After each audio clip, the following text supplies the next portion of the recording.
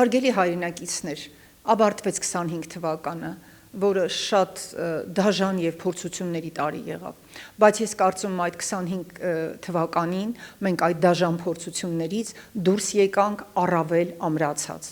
Եվ հիմա 26 թվականին, որը նաև նախընտրական է, ըստ էության վճռորոշ, ես մեզ բոլորիս մաղթում եմ ազգային արժեքների շուրջ համախմբվելու և համերաշխ պայքարելու ունակություն։ Ես մաղթում եմ նաև այն դատավորներին, իրավապահ համակարգի այն գործիչներին, ոստիկաններին, որոնք ամեն օր իրենց կամքից անկախ ենթարկվում են գործադիր իշխանության ըստ էության օրենքներին հակասող հրահանգների, իրենց մաղթում եմ ողջամտություն և ուժ պաշտպանելու ոչ թե անձերին, այլ պաշտպանելու իրավունքը և Հայաստան պետությունը։ Ես մաղթում եմ, որ իրենք հիշեն այն երդումը և պատգամավորները և կառավարության անդամները, որոնք իրենք տվել են ընտրելիս ծառայել Հայաստանի Հանրապետությանը և ծառայել Հայաստանի քաղաքացիներին։ Ես հուսով եմ, որ նրանց մեջ ևս կգտնվեն մարդիկ, որոնք ողջամիտ կլինեն, կհիշեն իրենց տված խոստումները և հավատարիմ կդառնան իրենց պաշտոնին։